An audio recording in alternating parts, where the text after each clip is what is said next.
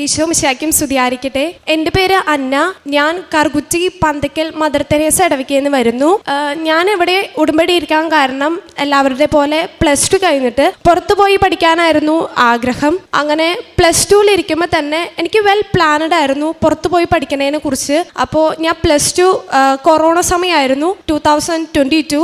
അപ്പോൾ ഞാൻ +2 പഠിക്കുന്ന സമയത്ത് തന്നെ ഈ ജർമ്മൻ ലാംഗ്വേജിനെ കുറിച്ച് കേട്ടു. അങ്ങനെ ഞാൻ ജർമ്മനിക്ക് പോകാമെന്നുള്ള രീതിയിലായി. അങ്ങനെ പഠിക്കുന്ന സമയത്ത് തന്നെ ഞാനൊരു ഇൻസ്റ്റിറ്റ്യൂട്ടിൽ പോയി. ഞാനും എൻ്റെ മമ്മിയും കൂടി ഇൻസ്റ്റിറ്റ്യൂട്ടിൽ പോയി അവിടെ രജിസ്റ്റർ ചെയ്തു. ഞാൻ എൻ്റെ +2 എക്സാം കഴിഞ്ഞ 2 ദിവസം കഴിഞ്ഞപ്പോഴേക്കും ഞാൻ ആ അക്കാദമിയിൽ ജോയിൻ ചെയ്തു.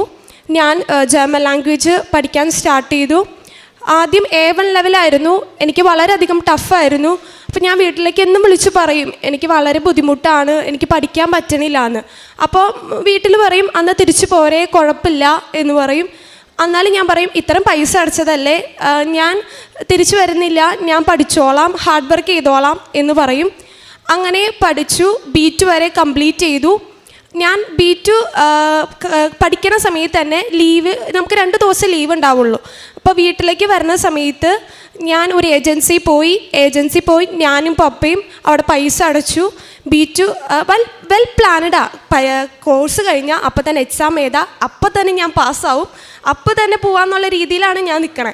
അങ്ങനെ ആ ഏജൻസി പോയി പൈസ കൊടുത്തു. ഞാനൊരു ഏപ്രിലാണ് പാസ് ഔട്ട് ആവണേ.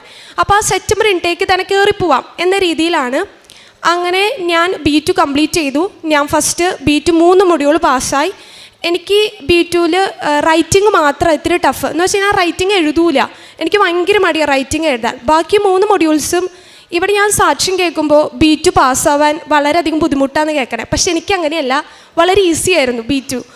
കാരണം റൈറ്റിംഗ് ഞാൻ എഴുതാത്ത കാരണം, പ്രാക്ടീസ് ചെയ്യാത്ത കാരണം എനിക്ക് റൈറ്റിംഗ് ടഫ്. ബാക്കി 3 ഞാൻ പാസ്സായി. അങ്ങനെ റൈറ്റിംഗ് പാസ്സാവുന്നില്ലായിരുന്നു. അങ്ങനെയാണ് ഞാൻ ഈ കൃപാസനത്തെക്കുറിച്ച് കേൾക്കണേ. ഞാൻ പണ്ട് മുതലേ ഈ കൃപാസനത്തെക്കുറിച്ച് കേട്ടായിരുന്നു. കാരണം എനിക്ക് 2 ടിൻസ് ചേച്ചിമാരാണ്. അവർ 2 പേരും UK-ൽ നേഴ്സായിട്ട് വർക്ക് ചെയ്യുന്നു. അപ്പോൾ ഈ +2 കഴിഞ്ഞ് പുറത്ത് പോകണമെന്ന് പറഞ്ഞപ്പോൾ അവർ എൻ്റെ അടുത്ത് പറഞ്ഞു ജർമ്മൻ ലാംഗ്വേജ് ചൂസ് ചെയ്യേണ്ട, നീ UK-ക്ക് വാ എന്ന് പറഞ്ഞു. അപ്പം ഞാൻ ഇവരോട് പറഞ്ഞു എല്ലാവരും UK പോകണ്ട, ഞാൻ വേറെ കൺട്രിയിൽ പോകണുള്ളൂ. അങ്ങനെ ഞാൻ ജർമ്മൻ ലാംഗ്വേജ് തിരഞ്ഞെടുത്തേ.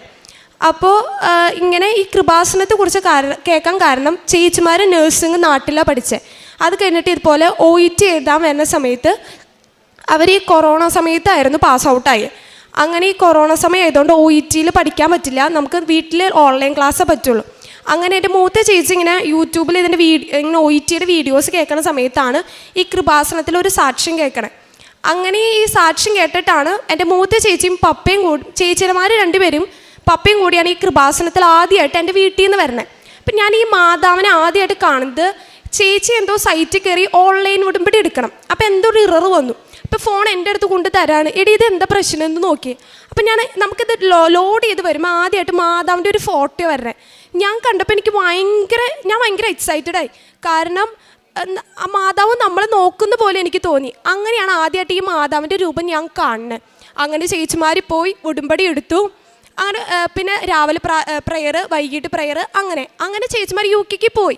അപ്പോൾ എനിക്ക് ഈ മാതാവിനെ കുറിച്ച് അറിയാം. ചേച്ചി ഇങ്ങനെ പ്രാർത്ഥിക്കുന്നതും സാക്ഷ്യം കേൾക്കുന്നതും ഒക്കെ ഞാൻ കേൾക്കുന്നുണ്ട്. എന്ന് വെച്ചാൽ മാതാവിന് വിശ്വാസമുണ്ട്, അത്രേ ഉള്ളൂ, അല്ലാണ്ട് പ്രാർത്ഥനയൊന്നുമില്ല. അപ്പോൾ ഞാൻ നല്ലപോലെ ഹാർഡ് വർക്ക് ചെയ്യണ കുട്ടിയാണ്. അങ്ങനെ ഞാൻ +1 പഠിക്കുന്ന സമയത്താണ് എൻ്റെ ചേച്ചിമാർ നേഴ്സിംഗ് തീരുന്നത്. അപ്പോൾ ആദ്യത്തെ എൻ്റെ അനുഭവം എന്ന് പറയുന്നത് മാതാവിൻ്റെ ഒരു ആദ്യത്തെ അനുഭവം, എനിക്ക് വലിയ വിശ്വാസമൊന്നുമില്ല.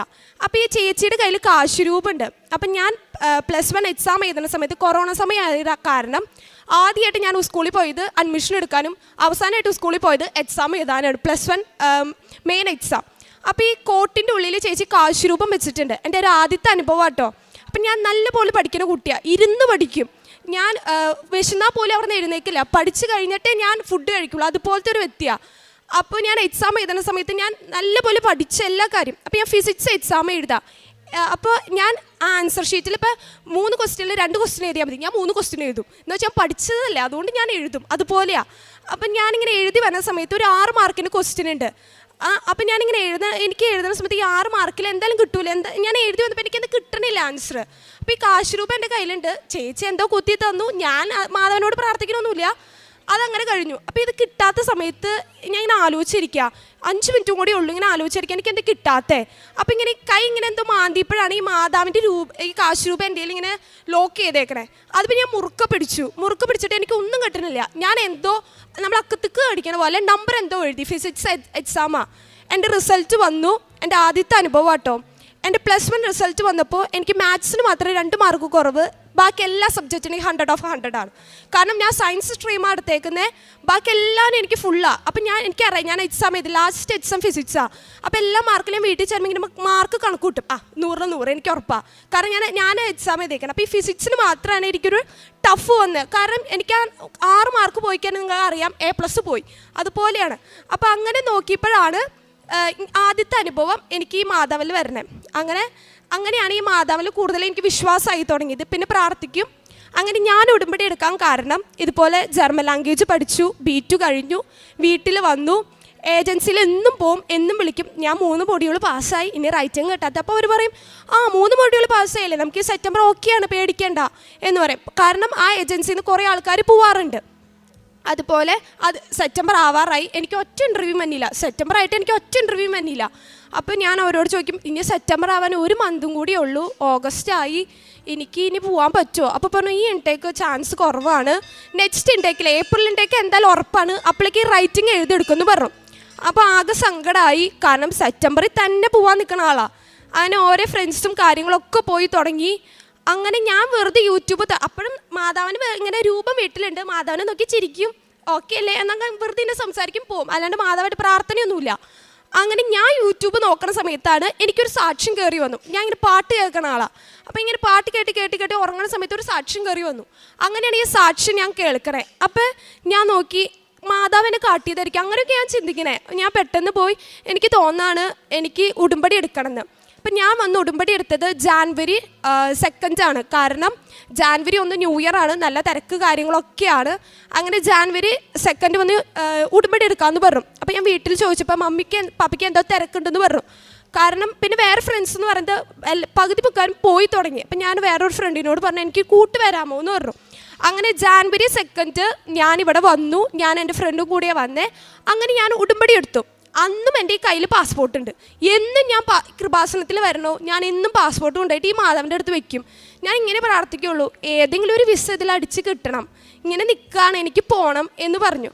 അങ്ങനെ ഞാൻ ഉടമ്പടി എടുത്തു, പ്രാർത്ഥിക്കായിരുന്നു. 5:30 എഴുന്നേക്കും. അപ്പോൾ അതിന് മുമ്പ് പള്ളിയിൽ പോവാൻ വളരെയധികം മടിയുള്ള കുട്ടിയാണ്, രാവിലെ എഴുന്നേക്കില്ല. അങ്ങനെ എൻ്റെ പപ്പ പള്ളിയിലെ കൈക്കാരനാണ്. അപ്പോൾ അച്ഛൻ വീട്ടിൽ വരുമ്പോൾ എൻ്റെ അടുത്ത് ചോദിക്കും എൻ്റെ പള്ളി വരാത്ത. ഞാൻ പറയും എന്തിനാ പള്ളി വന്നിട്ട്, ഒന്നും നടക്കണില്ല, ഞാൻ പ്രാർത്ഥിച്ചിട്ട് ഒന്നും നടക്കണില്ല, കാരണം എനിക്ക് പോകാൻ സാധിക്കുന്നില്ല. അപ്പോൾ അച്ഛൻ പറഞ്ഞു നീ പള്ളിയിൽ വായോ. അങ്ങനെ ഉടമ്പടി എടുത്തു. ഞാൻ ജാനുവരി 2 ഉടമ്പടി എടുത്തിട്ട് ഞാൻ പിറ്റേ ദിവസം പള്ളിയിൽ പോവാൻ കേട്ടോ. പള്ളിയിൽ പോയിട്ട് ഞാൻ ഇങ്ങനെ വെറുതെ നിൽക്കും. അച്ഛൻ കുർബാനയിലും ഞാൻ എന്ന് വെച്ചാൽ അച്ഛനും കാണിക്കാനും വീട്ടിലുള്ളവരെ കാണിക്കാൻ വേണ്ടിയിട്ടാണ് ഞാൻ പള്ളിയിൽ പോണേ. അപ്പോൾ ഞങ്ങളുടെ ചെറിയ പള്ളി, അതുകൊണ്ട് ആൾക്കാർ വന്ന അച്ഛനറിയാം ആരൊക്കെ വന്നിട്ടുണ്ടെന്ന്. ഒരു ദിവസം ഞാൻ വന്നില്ലെങ്കിൽ വീട്ടിലേക്ക് ഫോൺ വിളിക്കും പപ്പനെ, എന്തേ അവൾ വരാണ്ടിരുന്നേന്നും ചോദിച്ച്.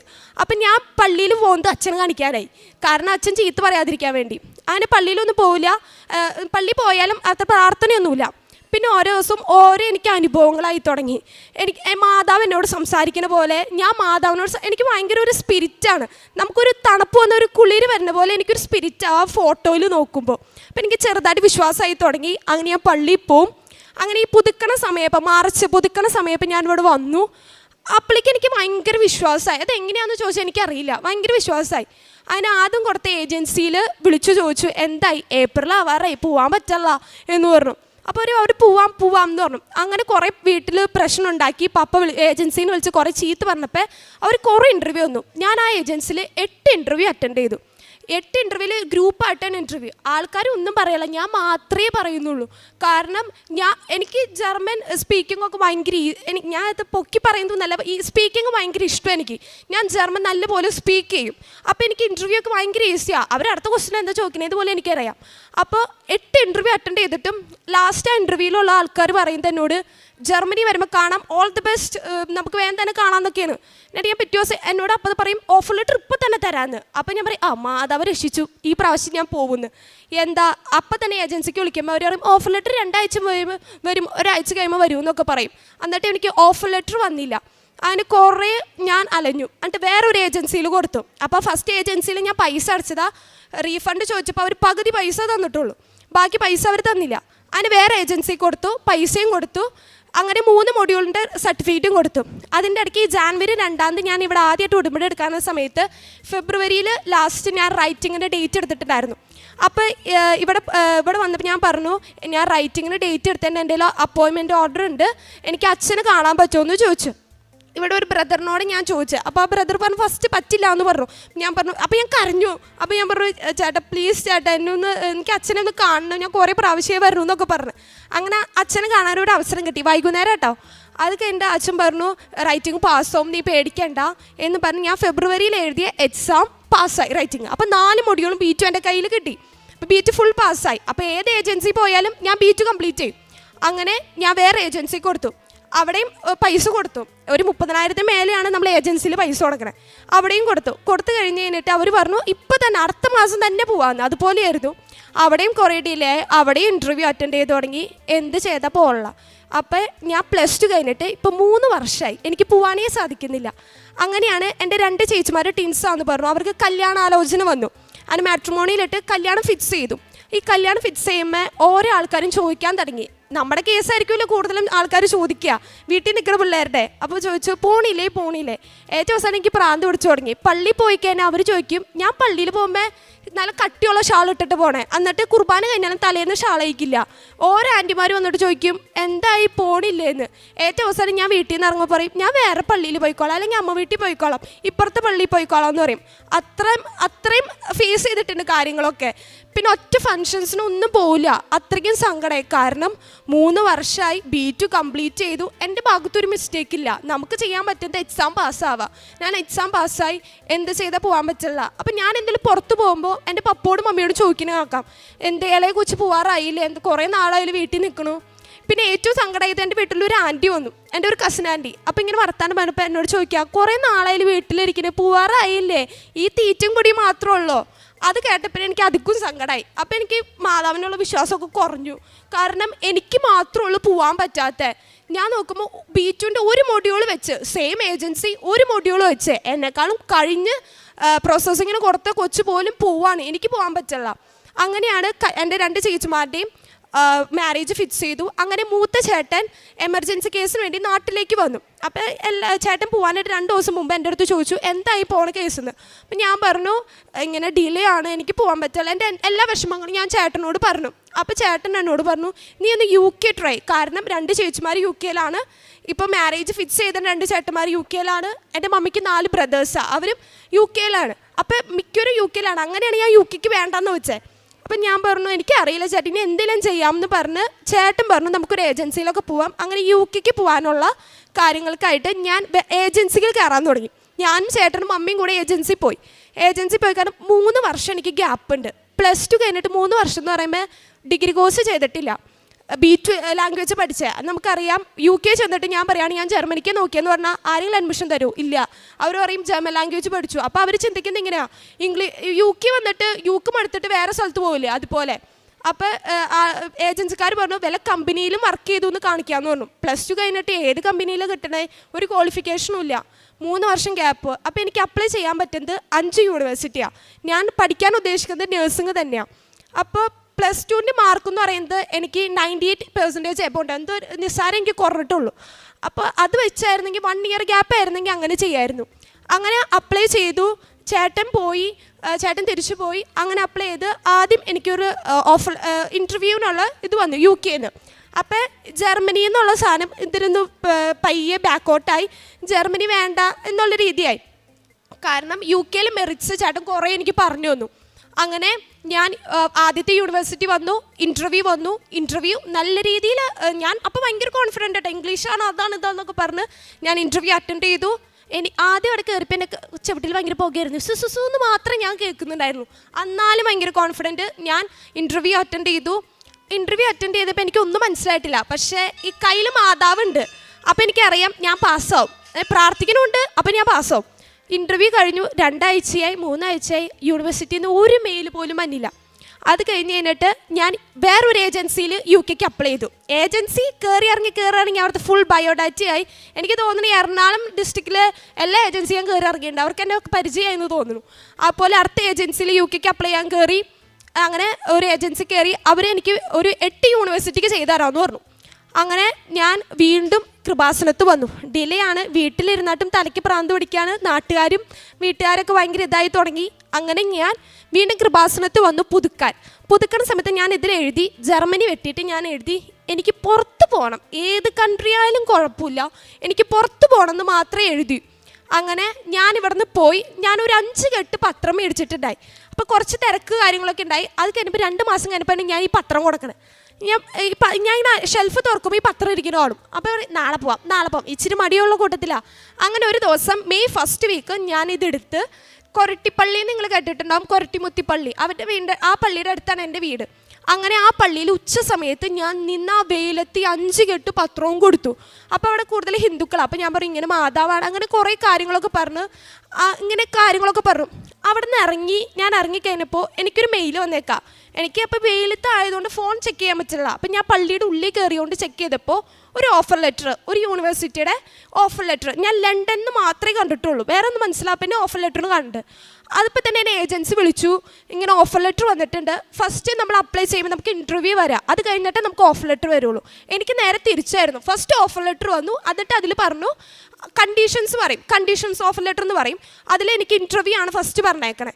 അപ്പോൾ ഇൻ്റർവ്യൂ ഉണ്ടെന്ന് പറഞ്ഞു. അപ്പോൾ എനിക്ക് ഭയങ്കര സന്തോഷമായി, കാരണം ഞാൻ പത്രം എടുത്ത് ഇറക്കി മാതാവിനെ കുറിച്ച് പറഞ്ഞപ്പോഴാണ് ഈ കൊന്ത എൻ്റെ കയ്യിൽ, ഒരു 3 വർഷമായിട്ട് ഈ കൊന്ത എൻ്റെ കയ്യിലുണ്ട്, ഈ കാശ് രൂപവും.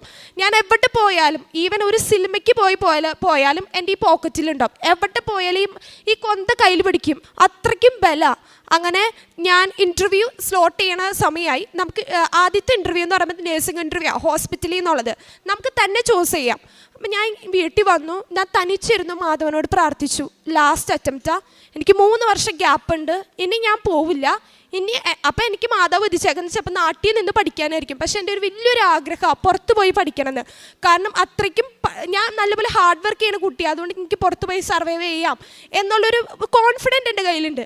അപ്പം ഞാൻ പറഞ്ഞു, മാതാവേ നീ എനിക്കൊരു ഡേറ്റ് കാട്ടണം, നമുക്കൊരു 5 ഡേറ്റ് കിട്ടുള്ളൂ. ഒരു ഡേറ്റ് കാട്ടും, ഈ എല്ലാ ഡേറ്റും ഞാൻ പേപ്പറിൽ കട്ട് ചെയ്ത് മാതാവിൻ്റെ അടുത്ത് വയ്ക്കും. എന്നിട്ട് ഇത് കുലുക്കിയിട്ട് ഞാൻ പറയും ഞാൻ കണ്ണടച്ചെടുക്കാൻ പോവാം, അതെൻ്റെ മാതാവ് എൻ്റെ കൂടെ എടുക്കുന്നതായിരിക്കണം എന്ന് പറഞ്ഞു. അങ്ങനെ ഒരു ഡേറ്റ് എടുത്തു. ഞാൻ ആ ഡേറ്റ് തന്നെ എൻ്റെ സൈറ്റിൽ കയറി ഞാൻ ബുക്ക് ചെയ്തു. അങ്ങനെ ഇവിടുത്തെ നാട്ടിലത്തെ ഒരു 2:30 സമയം, അപ്പോൾ അവിടെ ഒരു രാവിലെ 8 മണി, അങ്ങനെയാണ് ഞാൻ ഡേറ്റ് ചൂസ് ചെയ്തത്. ഇൻ്റർവ്യൂ എനിക്കിപ്പോൾ ഭയങ്കര പേടിയായി തുടങ്ങി. കാരണം ആദ്യത്തെ ഇൻ്റർവ്യൂവിൽ സുസൂന്ന് മാത്രമേ ഞാൻ കേട്ടുള്ളൂ. രണ്ടാമത്തെ ഇൻ്റർവ്യൂ ഇതുപോലെ തന്നെയാണെങ്കിൽ തീർന്നു. അങ്ങനെ ഞാൻ ഇൻ്റർവ്യൂ അറ്റൻഡ് ചെയ്തു. 4 പേര് എനിക്കുണ്ടായ, 3 പേര് എന്നെ വാച്ച് ചെയ്യാനും ഒരാൾ എനിക്ക് ക്വസ്റ്റ്യൻ ചോദിക്കാനും, ഇൻസ്ട്രക്ഷൻസും ക്വസ്റ്റ്യൻസും ചോദിക്കാനും. കാരണം ഹോസ്പിറ്റൽ ഇൻ്റർവ്യൂ ആണ്. അവരെന്തൊക്കെയോ ചോദിച്ചു. ഞാൻ പറയട്ടെ, എനിക്കിപ്പോഴും ഓർമ്മയില്ല ഞാൻ എന്താ ആൻസർ പറഞ്ഞതെന്ന്. തന്നെ പറഞ്ഞുകൊണ്ടിരിക്കുക, നമ്മൾ റേഡിയോ ഉണക്കി തന്നെ കേൾക്കില്ല, അതുപോലെ ഞാൻ തന്നെ പറഞ്ഞുകൊണ്ടിരിക്കുക. മമ്മിയും പപ്പയൊക്കെ കേൾക്കുക. അപ്പോൾ അവർ പറയാം എന്താ പറഞ്ഞതെന്ന് ഓർമ്മയില്ല. എനിക്ക് ഒന്നും ഓർമ്മയില്ല. 1 മണിക്കൂറിൻ്റെ ഇൻ്റർവ്യൂ തന്നെ അവർ നടത്തി. അത് കഴിഞ്ഞ് എനിക്ക് ഒരു ചൊവ്വാഴ്ചയായിരുന്നു ഇൻ്റർവ്യൂ. എൻ്റെ എല്ലാ കാര്യം നടക്കുന്നത് ഒരു ചൊവ്വാഴ്ച കേട്ടോ. അത് ഞാൻ കുറച്ച് ദിവസം മുമ്പാണ് ഇങ്ങനെ തിങ്ക് ചെയ്തത്. എല്ലാ കാര്യം നടക്കുന്നത് ഒരു ചൊവ്വാഴ്ച ഇൻ്റർവ്യൂ നടന്നു. 2 ദിവസത്തിനുള്ളിൽ എൻ്റെ റിസൾട്ട് വന്നു. ഞാൻ പ്രാർത്ഥിക്കായിരുന്നു, മാതാവേ ശരിയാക്കി തന്നെ, ഞാനൊന്നും പറഞ്ഞിട്ടില്ല, എനിക്ക് പേടിയാണ്. അങ്ങനെ ഞാൻ ഇൻ്റർവ്യൂ റിസൾട്ട് വന്നു, ഞാൻ പാസ്സായി. അപ്പോൾ എനിക്ക് തോന്നി ഇതാ എനിക്ക് വെച്ചേക്കണേന്ന്. അങ്ങനെ അതിലടുത്തത് പറഞ്ഞത് എനിക്ക് ഇനീഷ്യൽ പേയ്മെൻറ്റ് അടയ്ക്കണം. നമ്മുടെ നാട്ടിൽ ഒരു 2 ലക്ഷത്തിൻ്റെ സംതിങ് ഇനീഷ്യലായിട്ട് അടയ്ക്കാനുള്ളത്, അത് അടച്ചു. അത് കഴിഞ്ഞ അടുത്ത ഇൻ്റർവ്യൂ ഉണ്ട്. അപ്പം നമ്മൾ വിചാരിക്കും ആ ഇൻ്റർവ്യൂ പാസ്സായില്ലെങ്കിൽ പൈസ പോവില്ലേ. അതുപോലെ തന്നെ ഞാനും പൈസ പോയാൽ തീർന്നു. കാരണം ജർമ്മൻ ലാംഗ്വേജ് പഠിച്ചിറങ്ങി പിന്നെ ഒരു 6 ലക്ഷം രൂപ ആയിട്ടുണ്ട്. ഏജൻസിയിലായാലും അങ്ങനെ കുറേ ചിലവ് വന്നിട്ടുണ്ട്. അപ്പോൾ എനിക്ക് തോന്നി ഇത് അടയ്ക്കാം. എന്നിട്ട് ഞാൻ ഈ മാതാവിൻ്റെ ഫ്രണ്ടിൽ എസ് ഓർ നോ ചെയ്തിടും. എനിക്ക് എപ്പോഴും കിട്ടേണ്ട എസ്സാണ്. ആ എസ് ഞാൻ ബൈബിളിൻ്റെ ഉള്ളിൽ കയറ്റി വയ്ക്കും. ബൈബിളിൽ ഇപ്പം എനിക്ക് എപ്പോഴും കിട്ടുന്ന ഒരു വചനമുണ്ട്, ദുഃഖം സന്തോഷമായി മാറും. ഞാൻ എപ്പോഴും അത് വായിക്കും. അതിൻ്റെ ഉള്ളിൽ വെച്ചു എസ് എന്നുള്ളൊരു വേർഡ്. അപ്പം എനിക്കറിയാം മാതാവാണ് എനിക്ക് പറഞ്ഞിരുന്നത്. കാരണം ഞാൻ ഈ പ്രാവശ്യം എൻ്റെ ഭാഗത്തുനിന്ന് ഒന്നും ചെയ്യുന്നില്ല, മാതാവ് ചെയ്ത് തരട്ടെ എന്ന് വിചാരിച്ച്. അങ്ങനെ ഞാൻ സെക്കൻഡ് ഇൻ്റർവ്യൂ വന്നു. എനിക്ക് സെക്കൻഡ് ഇൻ്റർവ്യൂ വന്നത് ഒരു ഞായറാഴ്ചയാണ്. അപ്പോൾ എനിക്ക് പേടിയായി, ഞായറാഴ്ചക്ക് ഇൻ്റർവ്യൂ നടക്കുമോ, ഹോളിഡേ അല്ലേ. അതിന് പ്രീ കാസ്റ്റ് ഇൻ്റർവ്യൂ എന്ന് പറയും, സെക്കൻഡ് മറ്റൊരു ഇൻ്റർവ്യൂ. അത് നമ്മുടെ ഫിനാൻഷ്യൽ കാര്യങ്ങളൊക്കെ പറയുന്ന കേസാണ്. ഞാൻ ഇൻ്റർവ്യൂ സ്റ്റാർട്ട് ചെയ്തു. ഒരു ഇംഗ്ലീഷുകാരൻ തന്നെ ഞാൻ ഹലോ എന്ന് പറഞ്ഞത് മാത്രമേ എനിക്ക് ഓർമ്മയുള്ളൂ. എന്തെങ്കിലും ചോദിക്കും, ഞാൻ ആൻസർ പറഞ്ഞാൽ അയാൾ പറയും സ്റ്റോപ്പ്, നിർത്തിക്കോ. അയാൾ എന്നെ തർക്കിക്കാൻ തുടങ്ങും. അപ്പം ഞാൻ പറയും സോറി, എൻ്റെ മിസ്റ്റേക്കാണെന്ന് പറയും. വീണ്ടും അടുത്ത ക്വസ്റ്റ്യൻ ചോദിക്കും, എന്താ ഈ യൂണിവേഴ്സിറ്റിയിൽ എന്താ ഫാക്കൽറ്റി, എന്താ ഫെസിലിറ്റീസൊക്കെ നിങ്ങൾക്ക് പ്രൊവൈഡ് ചെയ്യണം. അപ്പം ഞാനിങ്ങനെ ഓരോന്ന് പറയാൻ തുടങ്ങുമ്പോഴേക്കും അയാൾ എന്നെ പറയാൻ സമ്മതിക്കില്ല. അപ്പം മമ്മിയും പപ്പയോട് നിന്ന് കരയാൻ തുടങ്ങി. കാരണം ഒരു ഇൻ്റർവ്യൂവിന് ഒരാൾ ദേഷ്യപ്പെട്ടിട്ട് പറയാം ഇൻ്റർവ്യൂ നിർത്തിക്കോളാൻ പറഞ്ഞാൽ നിങ്ങളൊന്ന് അവസ്ഥ ആലോചിച്ച് നോക്കിയേ. അങ്ങനെ ഈ നമുക്ക് സബ്ജക്റ്റുകൾ അവർ ചോദിക്കും ക്വസ്റ്റ്യൻസ്. ഞാൻ സബ്ജക്റ്റിനെ കുറിച്ച് പറയുന്ന സമയത്ത് അവർ അറിയാം അത് താൻ പറയുന്നത് ഒക്കെ തെറ്റാ, താൻ പറയുന്നത് ഒന്നും ശരിയല്ല. എന്നിട്ട് അയാളുടെ സ്ക്രീൻ എനിക്ക് ഷെയർ ചെയ്തിട്ട് പറയാം ഈ ലിങ്ക് കണ്ടോ, ഇതൊക്കെ ഇരുന്ന് വായിക്കി. അപ്പം ഞാൻ അവരുടെ സൈറ്റ് ഫുള്ള് ഇരുന്ന് വായിക്കാം. അങ്ങനെ ആ ഇൻ്റർവ്യൂ കഴിഞ്ഞു. കാരണം എനിക്കറിയാം തോറ്റു. ഒരു ഇൻ്റർവ്യൂവിന് പോലും അങ്ങനെ ചെയ്യിക്കില്ല. അതും UK ഇൻ്റർവ്യൂവിൽ അങ്ങനെ ഒരിക്കലും ഉണ്ടാവില്ല. അപ്പം എനിക്ക് മനസ്സിലായി തോറ്റു. വീട്ടിൽ പറയാൻ നിന്നില്ല. കാരണം 2 ലക്ഷം രൂപ ഇനീഷ്യൽ പേയ്മെൻറ്റ് അടച്ചു. അപ്പോൾ ഇനി ഒന്നും ചെയ്യാൻ പറ്റില്ല. അങ്ങനെ ഞാൻ ഞായറാഴ്ച ഇൻ്റർവ്യൂ നടന്നു. ചൊവ്വാഴ്ച അവിടുത്തെ ധ്യാനം കേട്ടോണ്ടിരിക്കുക കേട്ടോ. അപ്പോൾ ഈ ഭക്ഷണവും കാര്യങ്ങളൊന്നുമില്ല. ടെൻഷൻ വന്ന് എനിക്കൊന്നും ചെയ്യാൻ പറ്റില്ല. ഞാൻ എല്ലാ ചൊവ്വാഴ്ചയും ഉപവാസം എടുക്കും. രാവിലെ ഒന്നും കഴിക്കില്ല, ഉച്ചവരെ ഒന്നും കഴിക്കില്ല, മാതാവിനോട് പ്രാർത്ഥിക്കും. അങ്ങനെ ധ്യാനം കൂടുന്ന സമയത്ത് ഞാൻ പറഞ്ഞു, മാതാവേ എനിക്ക് ഈ ധ്യാനം തീർന്നയ്ക്ക് മുമ്പ് എനിക്ക് മെയിൽ വരണം, ഞാൻ ഈ പ്രീ ക്ലാസ് ഇൻ്റർവ്യൂ കഴിഞ്ഞു എന്ന് പറഞ്ഞു. കാരണം എൻ്റെ ടെൻഷൻ കണ്ടപ്പോൾ പാരൻസിന് മനസ്സിലായി ഇപ്പോൾ ഇൻ്റർവ്യൂ പാസ്സായിട്ടില്ല എന്ന്. അങ്ങനെ ആ ധ്യാനം വരുന്ന സമയത്ത് ഞാനൊന്ന് ഉറങ്ങിപ്പോയി കഴിഞ്ഞാൽ ഞാൻ കണ്ണുറന്ന് നോക്കിയപ്പോൾ എനിക്ക് മെയിലിൻ്റെ ചിഹ്നം വന്നേക്കാം. നോക്കുമ്പോൾ യൂണിവേഴ്സിറ്റി പ്രീ ക്ലാസ് ഇൻ്റർവ്യൂ, നോക്കുമ്പോൾ ആ പ്രീ ക്ലാസ് ഇൻ്റർവ്യൂ ഞാൻ പാസ്സായി. അപ്പം തന്നെ ഞാൻ ഏജൻസിക്ക് വിളിച്ചു. അത് ഞാൻ ചോദിച്ചു എനിക്കൊരു മെയിൽ വന്നിട്ടുണ്ടല്ലോ എന്ന്. അപ്പോൾ പറയാം എൻ്റെ ദിവസം ഞായറാഴ്ച അറ്റൻഡ് ചെയ്ത എല്ലാ പിള്ളേരും പ്രീ ക്ലാസ് ഇൻ്റർവ്യൂ ഫെയിലാക്കി, ഞാൻ മാത്രമേ ജയിച്ചിട്ടുള്ളൂ എന്ന്. അപ്പോൾ എനിക്ക് മനസ്സിലായി ഉറപ്പ് എൻ്റെ മാതാവ് സംരക്ഷിച്ചിട്ടുണ്ട്. മാതാവും കൊണ്ട്. കാരണം ഒരു ഇൻ്റർവ്യൂവിന് ഒരു ക്വസ്റ്റ്യൻ ഞാനൊന്നും പറഞ്ഞിട്ടില്ല. ആകെ പറഞ്ഞത് ഹലോ എന്നാണ് ആദ്യത്തെ ഒരു വേർഡ്. ഞാൻ എന്താ പറയുമ്പോഴേക്കും സ്റ്റോപ്പ്, നിർത്തിക്കോ എന്നാണ് പറയുന്നത്. അങ്ങനെ പ്രീ ക്ലാസ് ഇൻ്റർവ്യൂ കഴിഞ്ഞു. അങ്ങനെ അത് കഴിഞ്ഞിട്ട് ഫിനാൻഷ്യൽ ഡോക്യുമെൻ്റ് വെക്കണം. എൻ്റെ യൂണിവേഴ്സിറ്റിയിൽ ഒരു വർഷം 18 ലക്ഷം രൂപയാണ്. അപ്പോൾ 50% നമ്മൾ ഇവിടുന്ന് അടയ്ക്കണം. അപ്പോൾ എനിക്ക് കിട്ടിയ യൂണിവേഴ്സിറ്റി എന്ന് പറഞ്ഞാൽ UKയിലെ ടോപ്പ് റാങ്ക് വരുന്ന 2nd യൂണിവേഴ്സിറ്റിയാണ്, പ്രോപ്പർ ലണ്ടൻ. അപ്പം ഞാൻ നോക്കുമ്പോൾ എനിക്കൊക്കെ തന്നേക്കുന്നത് മെറിറ്റ്സാണ്. കാരണം UKയിൽ വേറെ ഫ്രണ്ട്സൊക്കെ പോയിട്ടുണ്ട്. അവരെന്ന് പറയുന്നത് ഉള്ളേരിയ കാര്യങ്ങൾ ടോപ്പ് റാങ്കിൽ വരുന്ന യൂണിവേഴ്സിറ്റിയിൽ ഞാൻ നഴ്സിംഗ് പഠിക്കാൻ പോകുന്നത്. NHS കോഴ്സ് ചെയ്യുമ്പോൾ NHS പ്ലേസ്മെൻറ്റ്സ് കാര്യങ്ങളൊക്കെ. അപ്പോൾ ഞാൻ ഫിനാൻഷ്യൽ ഡോക്യുമെൻ്റ് വെക്കാനായിട്ട് ലോൺ വെക്കണം. അപ്പോൾ ലോൺ വെക്കാനായിട്ട് നിങ്ങൾക്കറിയാം 1 മാസം എടുക്കും ലോൺ. ഈ കൊന്ത എപ്പോഴും എൻ്റെ കയ്യിലുണ്ടോ. ഞാൻ ബാങ്കിൽ പോയി പ്രോപ്പർട്ടി വെക്കാമെന്ന് പറഞ്ഞു. പ്രോപ്പർട്ടി വെച്ചു. 2 ആഴ്ച എന്ന് പറയണ്ട, വേണമെങ്കിൽ 10 ഡേയ്സും കൊണ്ട് എനിക്ക് ലോൺ പാസ്സായി. ഏതെങ്കിലും ബാങ്കിൽ കേട്ടിട്ടുണ്ടോ 10 ഡേയ്സ് കൊണ്ട് ലോൺ പാസ്സാവാന്ന്? അതിന് ലോൺ പാസ്സായി. കുറേ ഡോക്യുമെൻറ്റ്സ് നമ്മൾ വെക്കണം ലോൺ പാസ്സാവാൻ. ഞാൻ പോയിക്കഴിഞ്ഞാൽ ആ ഒരു ഇപ്പോൾ പറയും ഈ സ്റ്റേറ്റ്മെൻറ്റ് എടുക്കണം, ആ സ്റ്റേറ്റ്മെൻറ്റ് എടുക്കണം എന്ന് പറഞ്ഞാൽ പഞ്ചായത്തിൽ പോകണം, അവിടെ നിന്ന് പോകണം എന്നൊക്കെ പറഞ്ഞാൽ ഞാൻ പോവുക. എനിക്ക് പഞ്ചായത്തിൽ വെയിറ്റ് ചെയ്യേണ്ട ആവശ്യമൊന്നുമില്ല. 2 മിനിറ്റ് കഴിയുമ്പോഴേക്കും ഇന്ന് റെഡി ആയിട്ടുണ്ട് കേട്ടോ. അതുപോലെയാണ്. അപ്പോൾ എൻ്റെ പപ്പ എൻ്റെ കൂടെ ഉണ്ടാവും. അപ്പോൾ പപ്പ പറയും എന്തൊരു പെട്ടെന്ന് നടക്കണേ. കാരണം എൻ്റെ 2 ചേച്ചിമാരുടെ മാരേജ് ഈ 2 വീക്സിന് മുമ്പിൽ നടന്നുള്ളൂ. അപ്പോൾ അതിൻ്റെ തിരക്കുകളുണ്ട്. അവർ ട്വിൻസാണ്, ഒരുമിച്ചാണ്.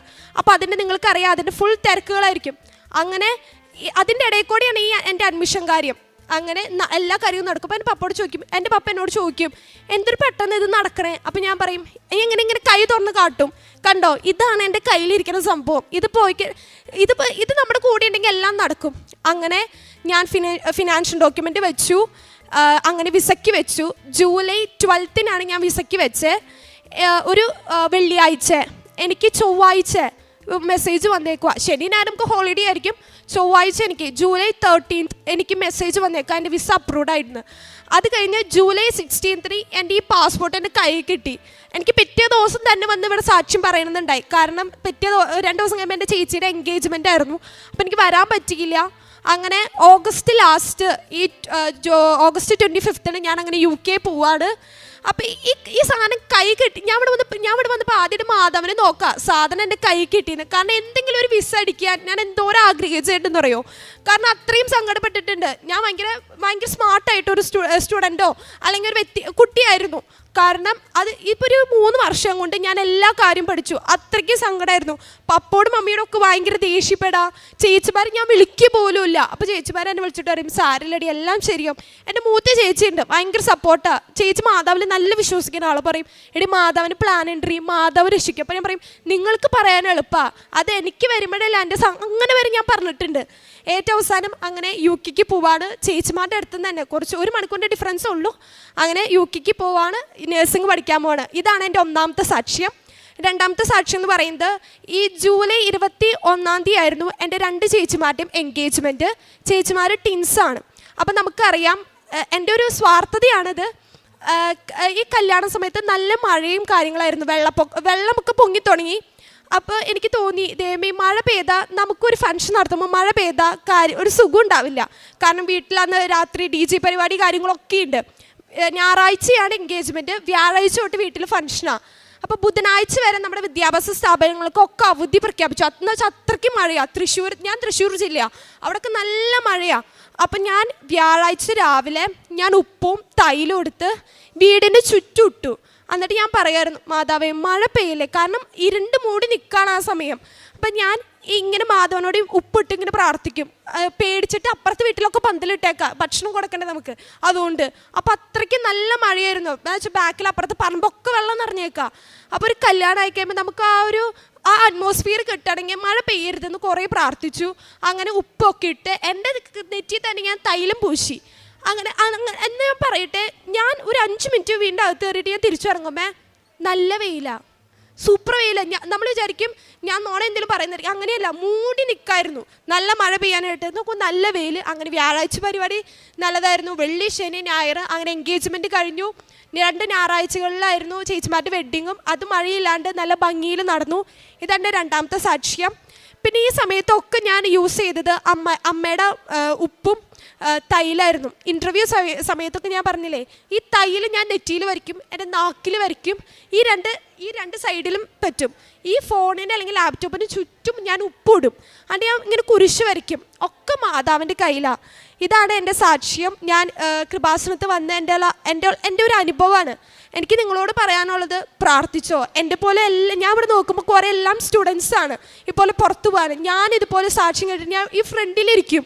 ഞാനും പറയും എന്നാണാവോ ഈ റെഡ് കളർ സാധനം എനിക്ക് എപ്പോഴും ഒരു ഓർമ്മയാണ്. കാരണം മാതാവിൻ്റെ അടുത്ത് നിൽക്കണവർക്ക് ഈ സാക്ഷ്യം പറയാൻ പറ്റുള്ളൂ. എനിക്കറിയാം ഓരോരുത്തർ കണ്ണ് നിറയുണ്ട്. നിങ്ങൾ പ്രാർത്ഥിച്ചോ, ഉറപ്പാണ് മാതാവ് നടത്തി തരും. ഞാൻ എൻ്റെ ഒരു ഇത് പറയുകയാണെങ്കിൽ എനിക്കും നടത്തി തരുന്നുണ്ടോ, അപ്പം നിങ്ങൾക്ക് നടത്തി തന്നിരിക്കും. പ്രാർത്ഥിച്ചോ. മാതാവിന് ഒരു പ്ലാൻ ഉണ്ട്. എന്ന് വെച്ചാൽ ഞാൻ എൻ്റെ ഫ്യൂച്ചർ വരെ പ്ലാൻ ചെയ്ത ആളാണ്.